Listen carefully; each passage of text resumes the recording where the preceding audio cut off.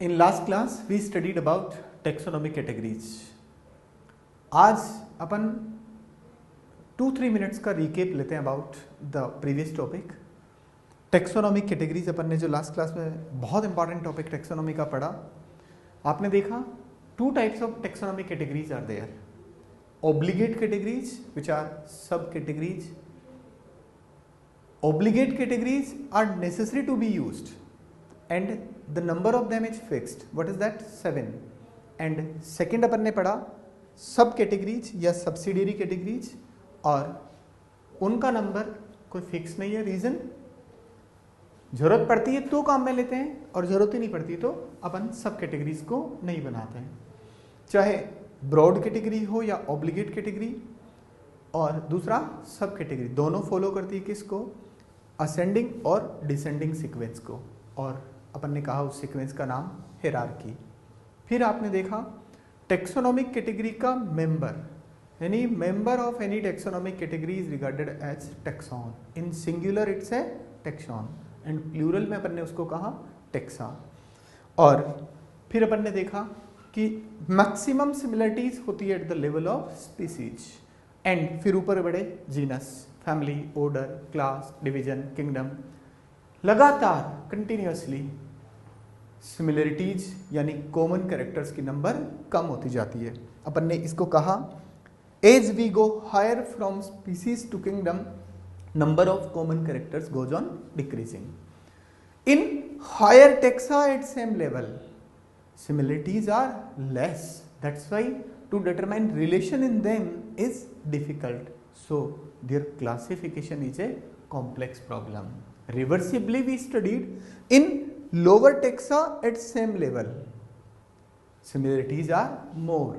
So to determine relation in them is easy and that's why their classification is also easy.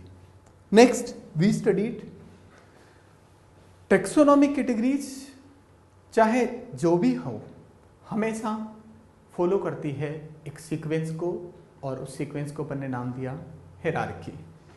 एक बात अपन ने पढ़ी, each taxonomic category is having 2 components. पहला उसके morphological characters और दूसरा उसके मेंबर्स. एनसीईआरटी की लैंग्वेज में each taxonomic category is not merely a morphological aggregate but it represents its distinct biological entities also. यानी हर taxonomic category में 2 बात आती है, characters आते हैं और उसके member आते हैं. जैसे इंसेक्टा एक क्लास का नाम है, उसके कुछ कैरेक्टर्स भी हैं और उसके मेंबर्स भी हैं. ह्यूमन मेमेलिया का मेंबर है, ह्यूमन एक मेंबर भी है और मेमेलिया के अपने कुछ कैरेक्टर्स भी हैं. और वो टेक्सोनॉमिक कैटेगरी जो सबसे छोटी है, सबसे नीचे है, सबसे स्मॉलेस्ट है, बेसिक है, फंडामेंटल है, उसको अपन ने कहा स्पीसीज. और जो सबसे टॉप पे है, highest, biggest, top most taxonomic category, उसका नाम अपन ने दिया किंगडम. और अपन ने देखा कि स्पीसीज और जीनस के लेवल पर सिमिलरिटी ज़्यादा हैं.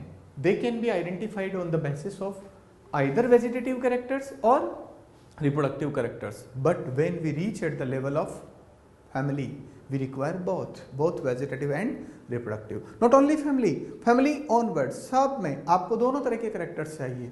कैसे? वेजिटेटिव भी और रिप्रोडक्टिव कैरेक्टर्स भी. और हर बार अपन ज़्यादा वेटेज किसको देंगे? रिप्रोडक्टिव कैरेक्टर्स को.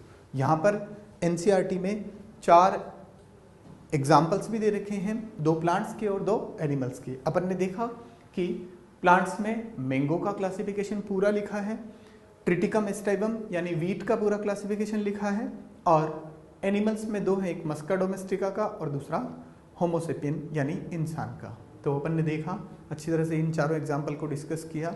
और बिल्कुल जैसा प्लांट्स में होता है वैसा ही एनिमल्स में, यानी ऑलमोस्ट दोनों में लगभग सेम टाइप्स का हायरार्की का सीक्वेंस फॉलो होता है. नाउ अब अपन आगे बढ़ते हैं. Our next topic is taxonomical aids.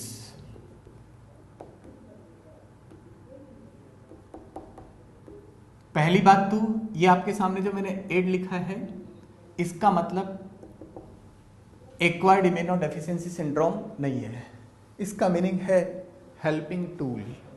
अपन ने पढ़ा कि टैक्सोनॉमी में जो क्लासिफिकेशन का काम है, आइडेंटिफिकेशन, नोमेनक्लेचर का काम है, it's not so easy work. तो साइंटिस्ट ने इस काम को थोड़ा आसान बनाने के लिए, थोड़ा फैसिलिटी इस काम में मिले, इसके लिए कुछ साधन बनाए, सुविधाएं बनाई, हेल्पिंग टूल्स बनाए, डिवाइसेस तैयार किए, प्रोसीजर्स तैयार किए, उनको कहते हैं टैक्सोनॉमिकल एड्स। मीनिंग क्या हुआ कि टैक्सोनॉमी के काम में जो भी अपने डिवाइस अपनी हेल्प कर सकते हैं, प्रोसीजर्स, कोई भी टेक्निक्स, कोई भी तरीके जो अपन काम में लें, जो अपनी हेल्प कर सकते हैं, उनको कहते हैं टैक्सोनॉमिकल एड्स।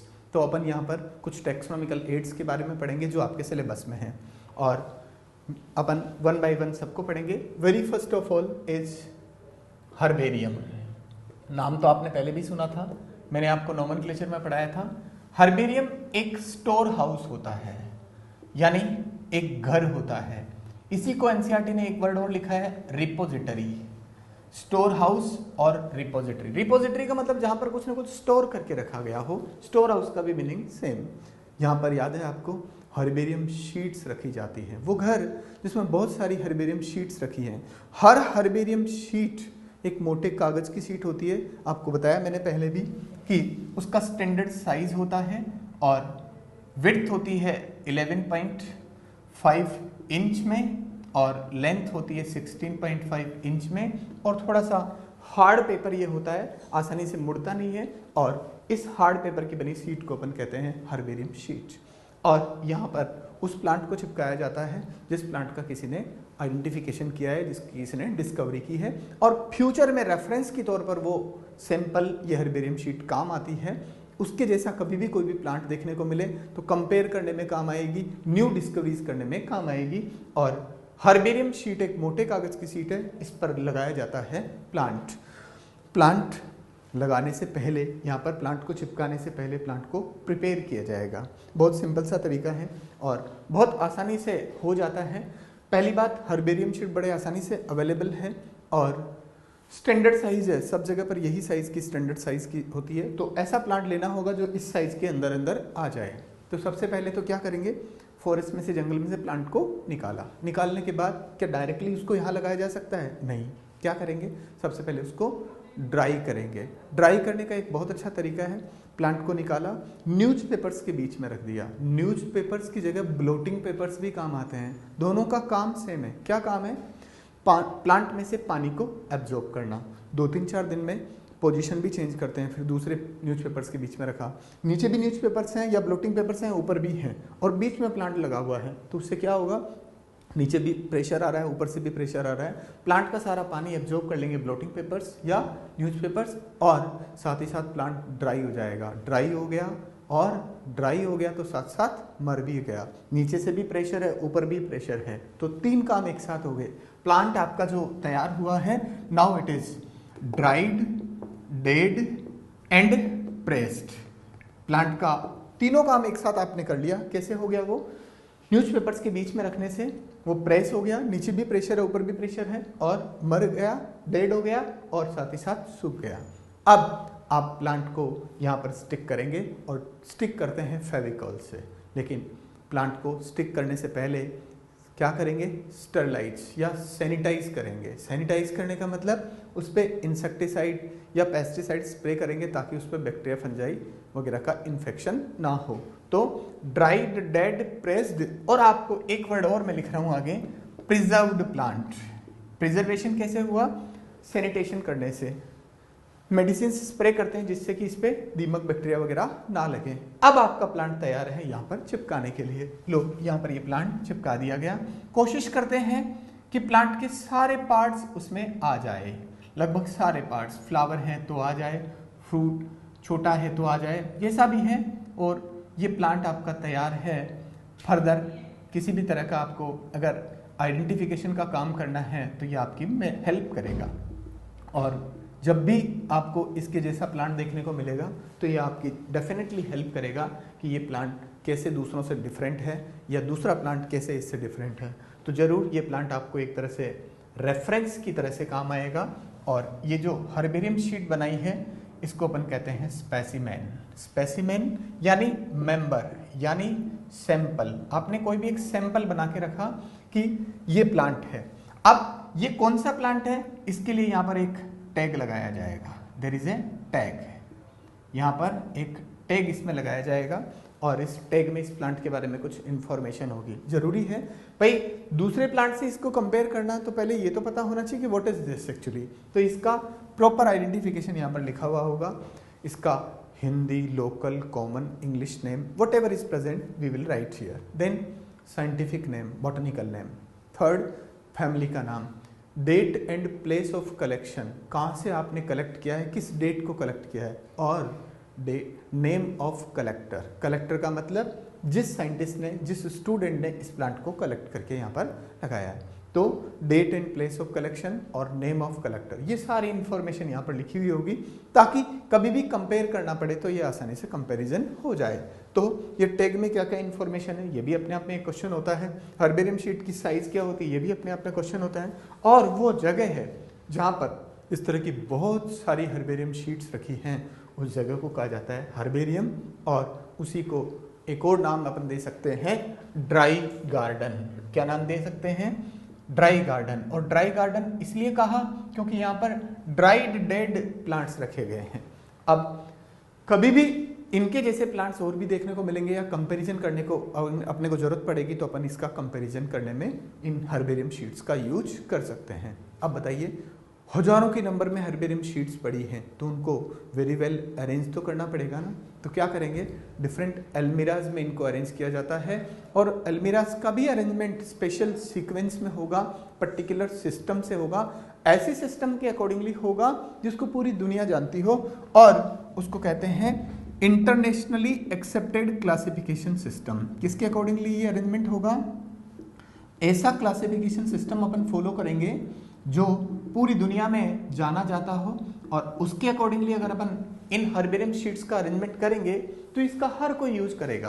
भाई सिंपल सी बात है, हर्बेरियम का यूज एक देश से दूसरे देश में भी तो जाकर के हो सकता है। जैसे मैं यहाँ से ऑस्ट्रेलिया के किसी प्लांट की स्टडी करना चाहता हूँ, तो मुझे वहाँ पर हर्बेरियम से अगर हेल्प लेनी है तो मैं किसी को पूछने थोड़ी जाऊँगा कि यार ये प्लांट मुझे बताइए कहाँ पर पड़ा है। नहीं, क्या होगा, मैं पढ़ा लिखा हूँ, मुझे पता है क्लासिफिकेशन सिस्टम कैसा होता है, मैं उस क्लासिफिकेशन सिस्टम को जानता हूँ, तो मुझे आराम से वो प्लांट इतने बड़े हर्बेरियम में से आराम से मिल जाएगा अगर वो अरेंज्ड है इस सिस्टम के अकॉर्डिंगली। मतलब क्लासिफिकेशन सिस्टम भी इस तरह का होना चाहिए जिसको पूरी दुनिया जानती हो, इंटरनेशनली एक्सेप्टेड क्लासिफिकेशन सिस्टम के अकॉर्डिंगली प्लांट्स को अरेंज किया हुआ होता है, हर्बेरियम शीट्स को अरेंज किया हुआ होता है, अलमीराज को भी इवन अच्छी तरह से अरेंज किया हुआ होता है। अच्छा, almirahs are arranged in rows, एक row, second row, third row, and between the rows there is some gap, ताकि आने जाने वाले आराम से जा आ सके।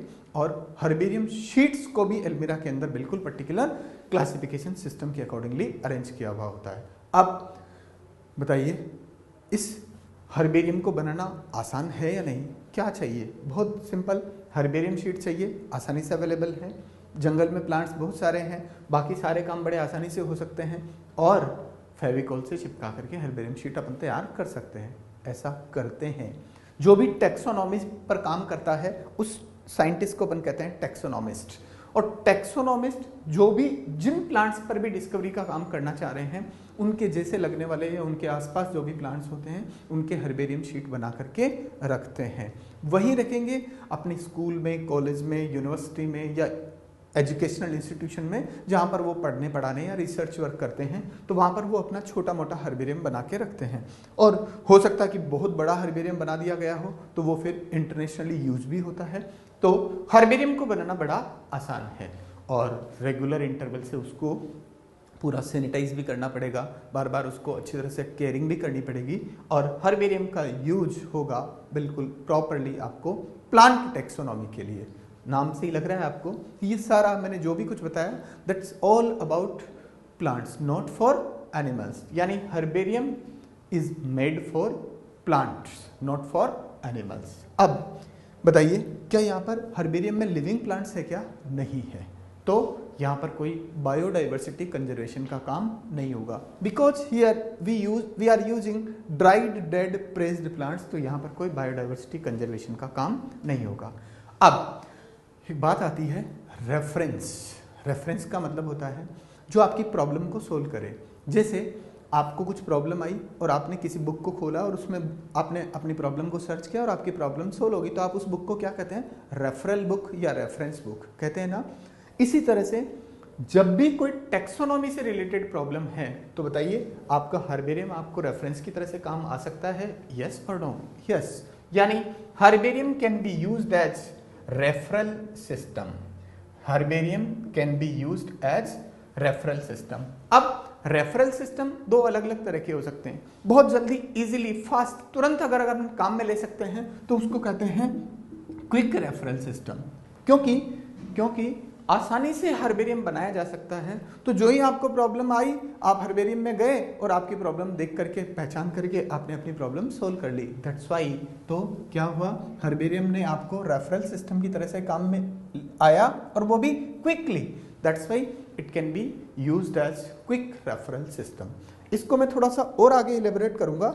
जैसे अपन नेक्स्ट टेक्सोनॉमिकल एड पढ़ेंगे, बॉटनिकल गार्डन, जूलॉजिकल पार्क। बेटा ये जूलॉजिकल पार्क, बॉटनिकल गार्डन बहुत दूर जाकर के कहीं बनाए जाते हैं। They can not be used as quick referral system, but herbarium can be used as quick referral system. एक तो किताबें आपकी क्विक रेफरल सिस्टम की तरह से काम आ सकती है और दूसरा हर्बेरियम आपका क्विक रेफरल सिस्टम की तरह से काम आ सकता है। समझ गए आप क्विक रेफरल सिस्टम का मतलब? जो आपकी प्रॉब्लम को तुरंत सोल्व करे। तो ये सारा अपन ने पढ़ा about herbarium. Now the next is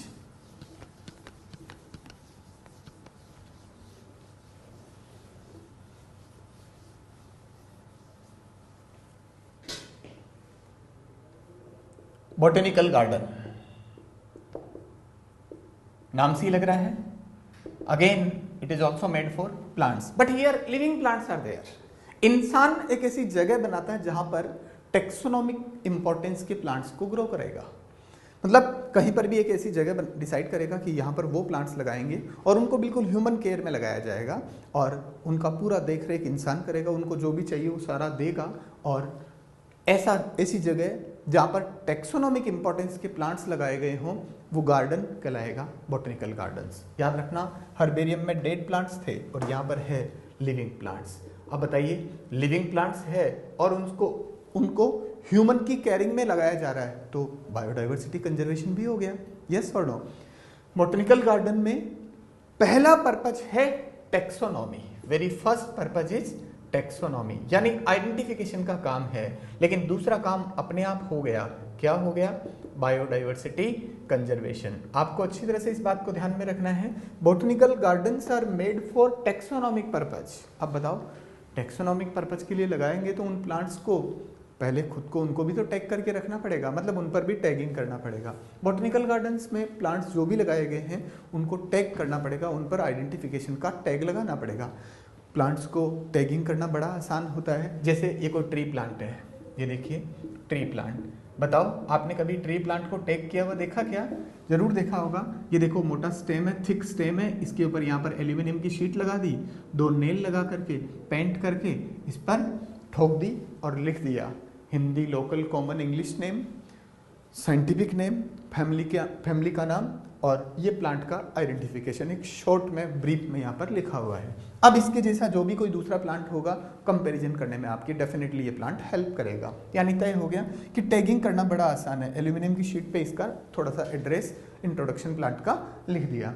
ऐसी जगह जहाँ पर इस तरह के हजारों प्लांट्स लगाए गए हैं, टेक्सोनॉमिक पर्पज से उस जगह का नाम हो जाएगा बॉटनिकल गार्डन। क्योंकि अंडर ह्यूमन केयर ये काम हो रहा है तो ये तय हो गया कि ये प्लांट्स बच भी जाएंगे, इनका कंजर्वेशन भी हो जाएगा। तो अपन कहेंगे कि मेन पर्पस तो टेक्सोनॉमी है, बट दूसरा काम अपने आप ही हो गया। What is that? Biodiversity conservation. And the same thing अगर एनिमल के लिए हो तो फिर थर्ड आपके पास टेक्सोनॉमिकल एड आ गया, जिसका नाम है जूलॉजिकल पार्क।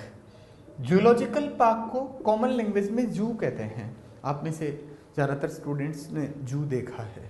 बताइए, जूलॉजिकल पार्क यानी जू देखा आपने? यस। सेम जैसे बॉटनिकल गार्डन आपने देखा, they are made for plants. Same thing zoological parks are made for animals. यहाँ पर रखे जाएंगे लिविंग एनिमल्स और same living animals are kept under human care. इंसान की देखरेख में उनको रखना पड़ेगा। तो बताओ उनको जो भी चाहिए फीडिंग देना पड़ेगा, या जैसी भी जगह चाहिए वो जगह भी उनको देनी पड़ेगी। फीडिंग यानी क्या खाते हैं उनका उनको देना पड़ेगा।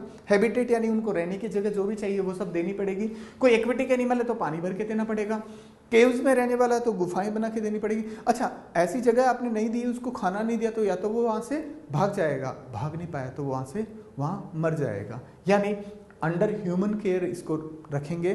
तो आपने पता है पर्पस तो वही है, यहाँ पर भी मेन पर्पस फिर एक बार मैं वही बता रहा हूँ कि टैक्सोनॉमी, लेकिन दूसरा काम फिर एक बार और यहाँ पर हो गया बायोडाइवर्सिटी कंजर्वेशन। मतलब आपने उसको जो भी खाना चाहिए दे दिया, जो भी रहने की जगह चाहिए सब दे दिया, तो उसका अपने आप कंजर्वेशन हो गया। तो दो काम यहाँ पर भी हो गया। बट भूलना मत, फिर मैं एक बार वही बात बता रहा हूँ, Botanical gardens and zoological park both are made for taxonomic purpose, और taxonomy main purpose है तो फिर यहाँ पर भी इन एनिमल्स को टैग करना पड़ेगा। और टैग करने का तरीका थोड़ा यहाँ चेंज है।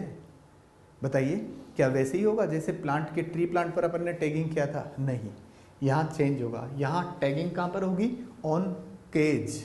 जो केज आपने बनाया, जैसे कभी आपने जू गए हो तो देखा होगा लिखा होता है सावधान आगे लाइन है, be careful there is line. तो ये टैगिंग, मतलब यहाँ पर टैगिंग उस एनिमल के ऊपर नहीं लगा सकते, जैसे प्लांट्स में अपन ने लगा दिया। यहाँ पर टैगिंग करेंगे, tagging on shelter, tagging on cage, उसके शेल्टर के ऊपर, उसके घर के ऊपर या उसके केज के पिंजरे के ऊपर टैगिंग कर देंगे। बोलो पर्पस सोल्व हो गया आपका। भूलना नहीं है कि पहला हर्बेरियम केवल प्लांट्स के लिए, बॉटनिकल गार्डन केवल प्लांट्स के लिए, लेकिन यहाँ लिविंग प्लांट्स और यहाँ डेड प्लांट्स, और zoological park for animals, but यहाँ पर लिविंग एनिमल्स। अब एक क्वेश्चन है यहाँ पर, क्या बॉटनिकल गार्डन में कोई एनिमल होगा? आंसर होगा। इसी तरह से क्या जूलॉजिकल पार्क में कोई प्लांट होगा? आंसर है होगा, बट उनका टेक्सोनॉमिक वैल्यू नहीं होगा। बॉटनिकल गार्डन में भी एनिमल होंगे but they are of no taxonomic value, and zoological park में भी प्लांट्स होंगे। आप सोचिए ना, क्या एनिमल बिना प्लांट्स के जिंदा रह सकते हैं? और वाइस वर्सा, यानी दोनों जगह पर दोनों होंगे, भूलना मत। बॉटनिकल गार्डन में भी प्लांट एनिमल दोनों होंगे, जूलॉजिकल पार्क में भी प्लांट और एनिमल दोनों होंगे। बट जूलॉजिकल पार्क में टेक्सोनॉमिक वैल्यू है एनिमल्स की और बॉटनिकल गार्डन में टेक्सोनॉमिक वैल्यू है प्लांट्स की। अब आता है आपके पास एक और टैक्सोनॉमिकल एड जिसका नाम है बायोलॉजिकल म्यूजियम। बच्चों आपने म्यूजियम तो देखा ही होगा, और जो आपने म्यूजियम देखा वो नहीं पढ़ाने जा रहा हूँ मैं। आपने देखा होगा महारानी लक्ष्मीबाई का म्यूजियम, हुमायूं टॉम। ये म्यूजियम की बात नहीं कर रहे, they are actually historical museum, monumental museum अपन उनको कह सकते हैं, पुरानी यादगार वाले म्यूजियम। ये ऐसे म्यूजियम नहीं होंगे, बिल्कुल क्लियर है। यहाँ पर कौन सा म्यूजियम है? Biological museum. इट मीन्स यहाँ जो भी म्यूजियम होगा उसमें लिविंग से रिलेटेड कुछ होगा। ध्यान देना, बायोलॉजिकल म्यूजियम में रखे जाते हैं dead plants and dead animals. लो, अब आपके पास जो आ रहा है टैक्सोनॉमिकल एड, उसमें लिविंग नहीं है, उसमें है dead plants and dead animals, दोनों रखे जाते हैं। ध्यान रखना, इन बायोलॉजिकल म्यूजियम में प्लांट्स भी होते हैं और एनिमल भी होते हैं, बट लिविंग नहीं होते। दोनों कैसे होते हैं? Dead plants and dead animals को जहां पर रखा गया है टेक्सोनॉमिक पर्पज के लिए, उस जगह का नाम है बायोलॉजिकल म्यूजियम। अब तय है, क्योंकि यहाँ पर भी टेक्सोनॉमिक वैल्यू है तो उन पर भी वही टैगिंग वगैरह करके उनका खुद का आइडेंटिफिकेशन प्रॉपर करके रखना पड़ेगा। और ध्यान रखना, दोनों चीज़ है, दोनों है, डेड प्लांट्स और डेड एनिमल, और लिविंग नहीं है। अब लिविंग नहीं है तो ये तय हो गया नो बायोडाइवर्सिटी कंजर्वेशन, यानी herbarium and biological museum, these two can not be used as biodiversity conservation. बस यहाँ पर केवल टेक्सोनॉमिक वैल्यू वाला पर्पज आपका सोल्व होगा। बायोलॉजिकल म्यूजियम में जो डेड प्लांट्स हैं या डेड एनिमल्स हैं उनको प्रिजर्वेटिव सॉल्यूशन में रखते हैं। प्रिजर्वेटिव सॉल्यूशन आपने देखा होगा अपने स्कूल कॉलेज में यूनिवर्सिटीज में भी आपने कभी देखा होगा कि बड़े बड़े जार होते हैं, जार में कुछ पानी जैसा भरा होता है, सॉल्यूशन है, that is formalin solution. Do you know? Yes, that is preservative solution. होता क्या है, प्रिजर्वेटिव सॉल्यूशन में डेड प्लांट और डेड एनिमल को रखते हैं तो जैसा आपने डाला है रखा है वैसा का वैसा ही रहेगा, सड़ेगा नहीं, गलेगा नहीं। अगर आपने सिंपल वाटर में रख दिया तो you know in water there are so many bacteria, तो क्या हो जाएगा उनका डिकम्पोजिशन, यानी नहीं, पानी में नहीं रख पाएंगे। अपन को रखने के लिए क्या यूज करना पड़ेगा? Preservative solution. And they are kept in glass jar. कहाँ पर रखा जाएगा उनको? ग्लास जार में।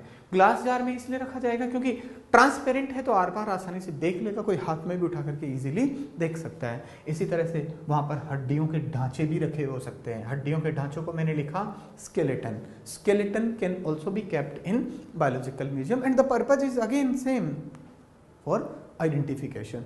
एंड कई बार इन बायोलॉजिकल म्यूजियम में जो बड़े लार्ज एनिमल्स हैं, जैसे बड़ी बर्ड्स हैं, तो कैसे रखेंगे? इतनी बड़ी बर्ड्स हैं, लार्ज फिश हैं वगैरह, इनको कैसे रखेंगे? इनको सुखा करके रखना पड़ेगा, ड्राई करके रखना पड़ेगा, यानी उनको अपन लिख रहे हैं स्टफ्ड एनिमल। कैसे एनिमल रखने पड़ेंगे? स्टफ्ड, यानी ड्राई किए हुए एनिमल्स रखने पड़ेंगे। और ये सारे जहां पर पड़े हुए हैं उस जगह का नाम है बायोलॉजिकल म्यूजियम। और ध्यान देना, बायोलॉजिकल म्यूजियम में कुछ भी लिविंग नहीं है, सब कुछ डेड है। और जब बायोलॉजिकल म्यूजियम में केवल डेड ही रखा हुआ है, लिविंग कोई भी नहीं है, तो इसका मतलब ये हुआ कि यहाँ पर बायोडाइवर्सिटी कंजर्वेशन नहीं होगा। एक छोटी सी बात और है, जैसे अगर बायोलॉजिकल म्यूजियम में अपने को इंसेक्ट्स को रखना है, इंसेक्ट को, तो इंसेक्ट को क्या करना पड़ेगा? पहले कलेक्ट करना पड़ेगा, यानी पकड़ना पड़ेगा, कैच करना पड़ेगा, फिर किल करना पड़ेगा, मारना पड़ेगा। मरा हुआ इंसेक्ट मिल जाए तो ज्यादा बढ़िया है। क्यों? क्योंकि अपन ने नुकसान नहीं किया नेचर को, अगर अपन के पास डेड इंसेक्ट ही मिल गया तो। यानी सबसे पहले आपको क्या करना पड़ा? कलेक्शन, उसको कलेक्ट किया, फिर उसके बाद उसका क्या करना पड़ा? किलिंग। मैंने कहा है, याद रखना कि डेड मिल जाए तो ज्यादा बढ़िया है। Collecting, killing and then pinning करना पड़ेगा। ये 3 वर्ड्स हैं जो एनसीईआरटी में लिखे हैं। पिन लगाने का मतलब बड़ा सिंपल है, जैसे ये एनिमल है तो इसको रोकने के लिए ऐसे पिन लगाना, पिन लगाना। Collecting, killing and pinning. Insect को स्पेशल इंसेक्ट बॉक्स में रखा जाता है और इंसेक्ट को पहले कलेक्ट किया, किल किया और फिर उनको पिन लगा के रोक के रखेंगे, अदरवाइज वो नीचे गिर जाएंगे। तो तय है कि ये सारा आपको जो तरीका समझाया है, जो भी डेड प्लांट्स और डेड एनिमल को अलग अलग तरीके से जहां रखे हुए हैं, वो जगह कहलाती है बायोलॉजिकल म्यूजियम। डेफिनेटली यहाँ पर बताइए, जो भी रखे हुए वो आपकी आइडेंटिफिकेशन में हेल्प करेंगे ही। यस। अब आता है नेक्स्ट टेक्सोनॉमिकल एड अपने पास, उसका नाम है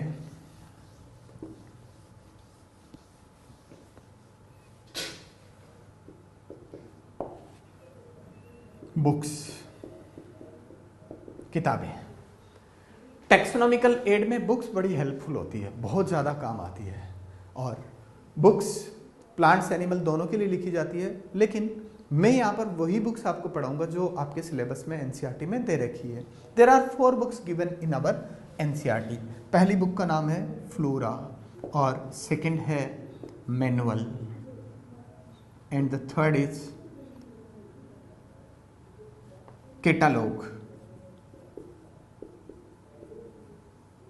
and the last book is monograph.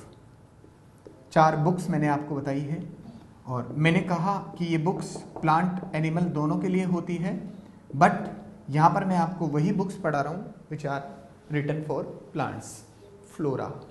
Flora किसी भी एक एरिया के लिए लिखा जाता है। एक बात तो अच्छी तरह से क्लियर कर लो, फ्लोरा, मैनुअल और कैटलॉग तीनों ऐसी बुक्स हैं, they are written for a given area. This area में भी स्मॉल और एरिया में भी लार्ज, उस एरिया में जितने भी प्लांट्स हैं उनकी सारी इंफॉर्मेशन देगी तीनों किताबें। It means these 3 books, flora, manual and catalogue, इन तीनों बुक्स में एक एरिया फिक्स होगा, उस एरिया के बाहर की बात ये नहीं करेगी। जैसे फ्लोरा ऑफ कोटा छोटा है, फ्लोरा ऑफ राजस्थान बड़ा होगा, फ्लोरा ऑफ इंडिया और भी बड़ा होगा। यानी एरिया छोटा हो सकता है या एरिया बड़ा, ये तीनों किताबें लिखी जाती है एरिया के लिए। और जो 4th बुक है जिसका नाम है monograph, that is written for a taxon. मैंने आपको बताया कि first 3 books are written for a given area, तीनों किताबें, और ये जो लास्ट बुक है this is written for a taxon. और एक टेक्सॉन की बात ये करेगी, बुक का नाम है मोनोग्राफ, जो किसके लिए लिखी जाती है? एक टेक्सॉन के लिए। जैसे सोलेनम ट्यूबरोसम पे लिखी हुई बुक है मोनोग्राफ ऑन सोलेनम ट्यूबरोसम, तो क्या होगा? दुनिया में जहां जहां भी सोलेनम ट्यूबरोसम मिलता है वो सारी इंफॉर्मेशन कंटेन करेगी, बट सोलेनम ट्यूबरोसम के अलावा कोई दूसरी इंफॉर्मेशन उस बुक में नहीं होगी। मेरे ख्याल से मोनोग्राफ आपको समझ में आ गया।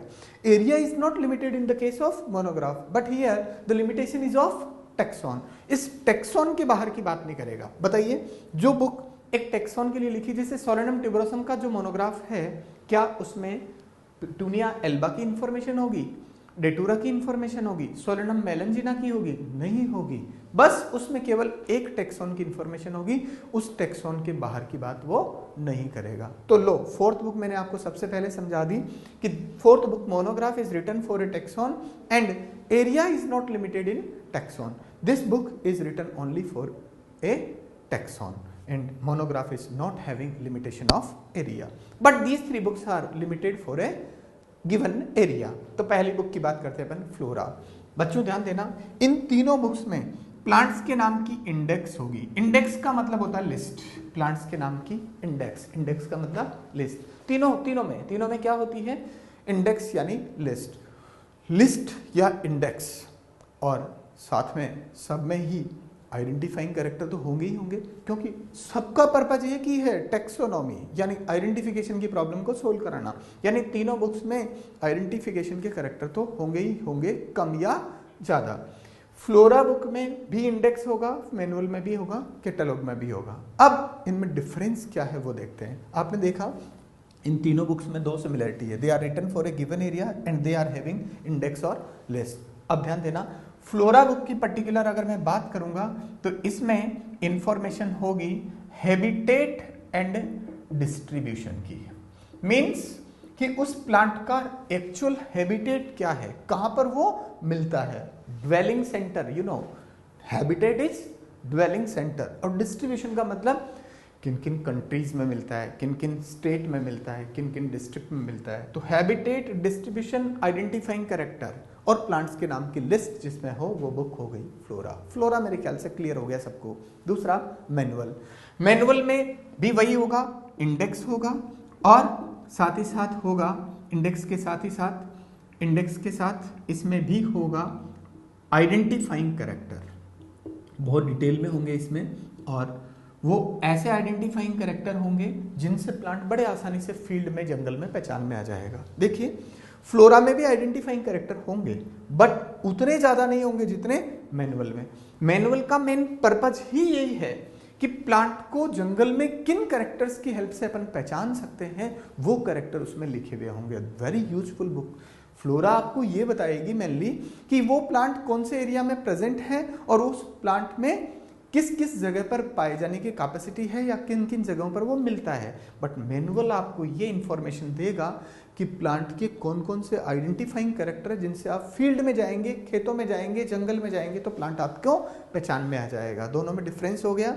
नाउ कैटलॉग, कैटलॉग सबसे छोटी किताब होती है, इट्स ए स्मॉल बुकलेट, और इस स्मॉल बुकलेट में ओनली लिस्ट होती है, ओनली इंडेक्स होता है। अब वो इंडेक्स प्लांट्स के नाम का भी हो सकता है, साथ ही साथ उसमें साइंटिस्ट के नाम की लिस्ट भी हो सकती है। आपको पता है साइंटिस्ट की फुल नेम और शॉर्ट नेम दोनों आपको चाहिए होते हैं, दोनों यहाँ पर हो सकते हैं। उन साइंटिस्ट ने क्या क्या पब्लिश किया है, उनके क्या क्या पब्लिकेशंस हैं, उनकी लिस्ट भी हो सकती है, और उन साइंटिस्ट ने कौन कौन सी बुक्स लिखी है उनका पब्लिकेशन भी, उनके नाम की लिस्ट भी यहाँ पर हो सकती है। आई एम रिपीटिंग, देखिए कैटलॉग ऐसी बुक है जो एक एरिया के लिए लिखी जाएगी। दूसरी बात, इसमें भी होती है इंडेक्स यानी लिस्ट।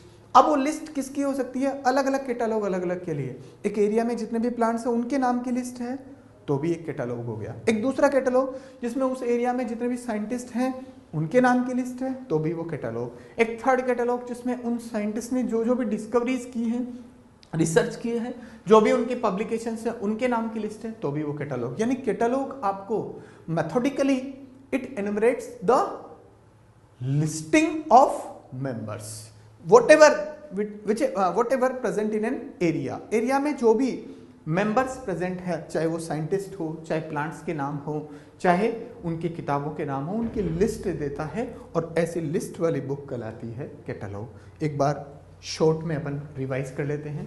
4 बुक्स आपके पास है, फ्लोरा, मैनुअल, कैटलॉग, मोनोग्राफ। पहली 3 बुक में 2 चीजें कॉमन है, list plus given area. These 3 are written for a given area and all of these 3 are having a list, and 4th book is written only for a taxon। वो taxon पूरी दुनिया में जहां जहां भी है, जो जो भी उसके कैरेक्टर है, everything will be there in this monograph। There is no limitation of area in the monograph, but यहाँ limitation है taxon की। ये बुक तो वैसे ही अलग हो गई। अब इन 3 बुक्स में डिसिमिलरिटी में फिर रिवाइज, इस बुक में लिस्ट के साथ, गिवन एरिया के साथ हैबिटेट और डिस्ट्रीब्यूशन की बात होगी, यानी वो प्लांट कहाँ मिलता है, किन किन जगहों पे मिलता है, और मैनुअल में नाम के साथ, लिस्ट के साथ उसके आइडेंटिफाइंग कैरेक्टर होंगे, और कैटलॉग में इन जनरल केवल लिस्ट होती है, यानी इन सब में से सबसे छोटी बुक जो होगी that will be the catalogue. मेरे ख्याल से ये सारी बात आपको डिफरेंस बिल्कुल क्लियर यहाँ पे सारा समझ में आ गया। अब मुझे बताइए, books can also be used as quick referral system. जैसे हर्बेरियम में अपन ने पढ़ा, वैसे ही बुक्स में भी मैं आपको बता रहा हूँ क्विक रेफरल सिस्टम की तरह से ये काम आ सकते हैं। But botanical garden, zoological park, biological museum ये दूर होते हैं, कहीं दूर जगह जाकर के बनाए गए हैं, तो फिर ये क्विक रेफरल सिस्टम की तरह से काम में नहीं आएंगे। ये आपके सामने 5 अपन ने टेक्सोनॉमिकल एड पढ़े। अब एक बहुत इंपॉर्टेंट टेक्सोनॉमिकल एड है जो वास्तव में इन्हीं बुक्स में लिखा होता है, जिसको अलग से अपन पढ़ रहे हैं, बट वो taxonomical aid that is written in these books, और उसका नाम है टेक्सोनॉमिक कीज। एक बार फिर मैं बोल रहा हूं, आप ध्यान में रखना, मैंने कहा these taxonomic keys are a separate taxonomical aid but they are written in these books। इन किताबों में लिखा हुआ होता है टैक्सोनॉमिक कीज के बारे में। तो अपन समझते हैं क्या होता है टैक्सोनॉमिक कीज। पहली बात तो की का मतलब होता है चाबी, ताला खोलने में चाबी काम आती है ना। पहली बात ध्यान में रखना, वो ताला खोलने वाली चाबी नहीं है ये।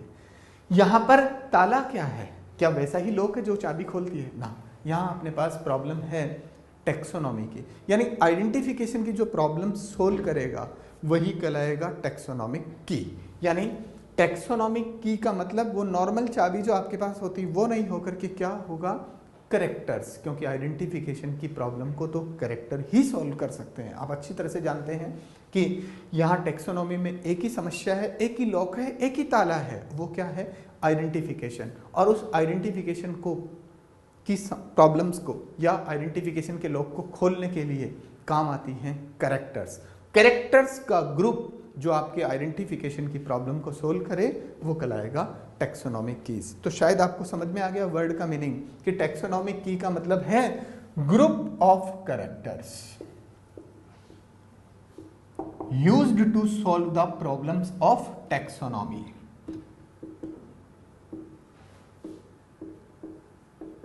टैक्सोनॉमी की प्रॉब्लम एक ही है, आइडेंटिफिकेशन, और आइडेंटिफिकेशन की प्रॉब्लम को जो सोल्व करे उसको अपन ने कहा है टैक्सोनॉमिकल एड, और यहां पर ये टैक्सोनॉमिकल एड का नाम है टैक्सोनॉमिक कीज।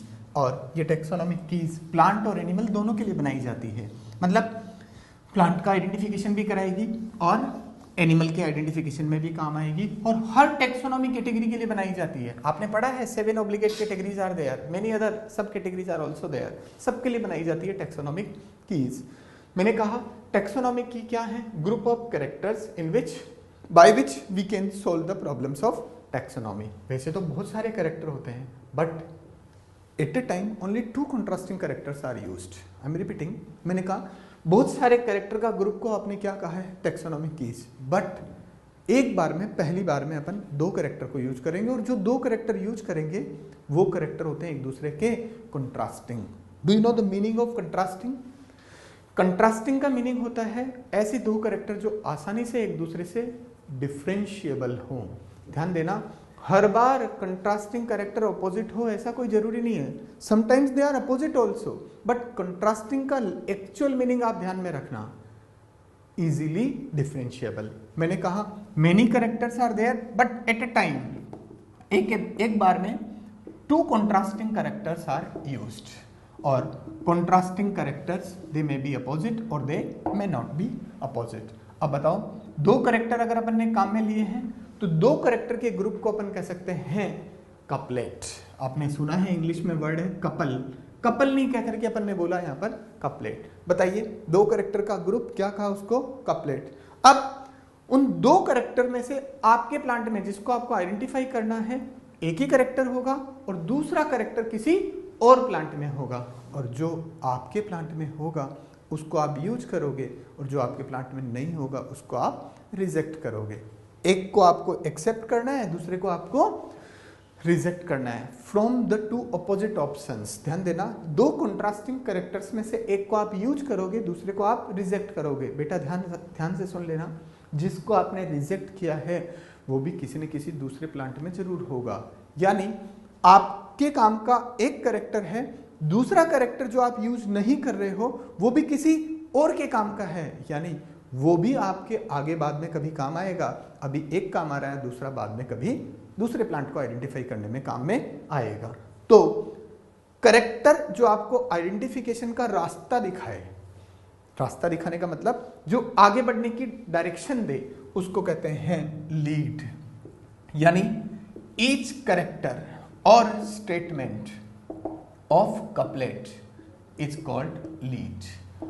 कपलेट में जो भी कैरेक्टर लिखा हुआ है वो कैरेक्टर है लीड। लीड वर्ड का मतलब होता है आगे बढ़ने का रास्ता दिखाने वाला। आप बताइए, एक कपलेट में दो कैरेक्टर है, दो में से हर एक कैरेक्टर एक आइडेंटिफिकेशन का काम कर ही रहा ना। एक प्लांट के लिए एक लीड है, दूसरे प्लांट के लिए दूसरा लीड है। लीड का मतलब बहुत सिंपल है, जो आपको आगे बढ़ने का रास्ता दिखाए वही कहलाता है लीड। तो हर कैरेक्टर जो भी कपलेट में लिखा है वो क्या है? लीड। और धीरे धीरे आप पहुंच जाते हैं अपने आइडेंटिफिकेशन पे। यानी बताइए, धीरे धीरे जब आप अपना प्लांट का आइडेंटिफिकेशन कर लोगे, तो सपोज आपने 10 कैरेक्टर्स की स्टडी करी है। ध्यान देना, थोड़ा सा एग्जांपल से चलते हैं अपन। You studied about 10 characters. उन 10 में से बताइए आपके प्लांट में तो आधे या आधे से कम ही होंगे ना। क्यों? क्योंकि आपने एक बार में 2 कपलेट का यूज किया, एक बार में 2 लीड का यूज किया, 2 लीड से मिलके एक कपलेट बना था। तो बताइए 2 लीड में से आपके प्लांट में तो एक ही कैरेक्टर था, तो बताइए 10 में से आपके प्लांट में या तो आधे या आधे से कम ही कैरेक्टर होंगे ना। यस, इसका मतलब आपने रिमेनिंग कैरेक्टर्स उन प्लांट्स के भी पढ़ाई कर लिए, या उन प्लांट्स के भी आपने दूसरे कैरेक्टर्स स्टडी कर लिए जो आपके प्लांट में नहीं है। Means you are making the analysis, you are making analysis. मैंने एक वर्ड बोला एनालिसिस। एनालिसिस का मतलब होता है डीप स्टडी, अच्छी तरह से स्टडी करना। भाई सिंपल सी बात है, 10 कैरेक्टर की स्टडी हुई, उनमें से आपके प्लांट में तो आधे या आधे से भी कम, हाफ या हाफ से भी कम कैरेक्टर हैं, बाकी हाफ कैरेक्टर आपने किसके पढ़ लिए? अदर प्लांट्स के। इसका मतलब आपने क्या किया?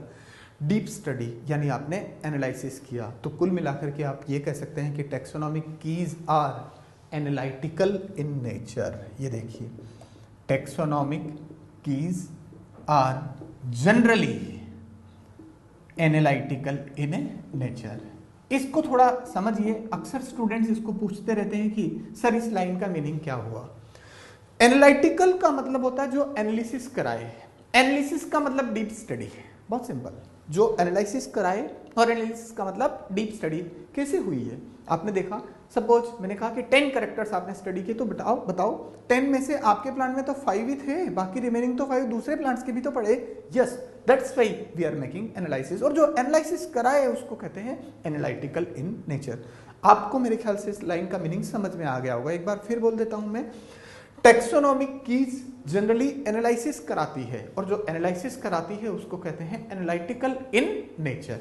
बताइए, आपने कपलेट में 2 कैरेक्टर में से एक ही काम में लिया ना, यानी one is used and another is rejected. आपने एक को तो काम में लिया और दूसरे को आपने रिजेक्ट कर दिया। आप बताओ, ये रिजेक्टेड कैरेक्टर क्या किसी भी प्लांट में नहीं है क्या? है। मतलब आपने दूसरे प्लांट्स के कैरेक्टर की स्टडी भी की, और इसीलिए दूसरे प्लांट्स की भी, खुद के प्लांट की भी, सबकी स्टडी की। तो आपने किया एक तरह से एनालिसिस। धीरे धीरे अल्टीमेटली आप अपन पहुंच जाएंगे अपने प्लांट के आइडेंटिफिकेशन पर। एक छोटे से एग्जांपल से भी मैं आपको समझा सकता हूं। जैसे आपके पास ये प्लांट है, और इस प्लांट का आपको करना है आइडेंटिफिकेशन।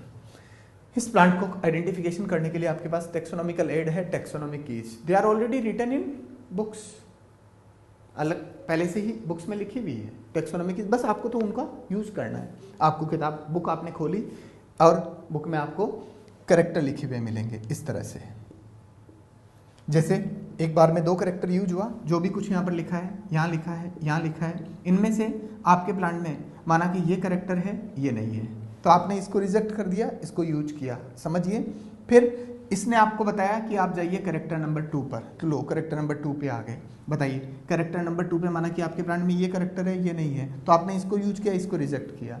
फिर इसके सामने लिखा कि आप जाइए कैरेक्टर नंबर 3 पर, ये लो 3 में भी 2 कैरेक्टर हैं, इसमें आपके प्लांट में ये है, आपका प्लांट माना कि यहाँ पर आइडेंटिफिकेशन हो गया। यानी कुल मिला के थोड़ा सा यूँ समझिए कि एक बार में 2-2 कैरेक्टर का यूज हो रहा है। ये 2 कैरेक्टर का ग्रुप कहलाएगा कपलेट, ये भी कपलेट, ये भी कपलेट। आया समझ?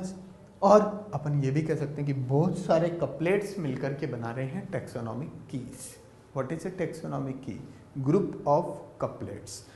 इन 2 में से एक आपके प्लांट में है, 2 में से एक आपके प्लांट में है, यानी बाकी दूसरे कैरेक्टर्स आप दूसरे प्लांट्स के भी पढ़ रहे हैं। इसका मतलब यू आर मेकिंग एनालिसिस। और ध्यान रखना, अलग अलग टैक्सोनॉमिक कैटेगरीज की अलग अलग टैक्सोनॉमिक कीज बनती है। स्पीसीज की अलग होगी, जीनस की अलग होगी, फैमिली की अलग होगी।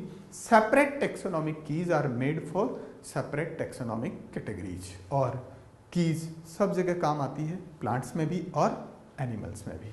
This is all about taxonomical aids.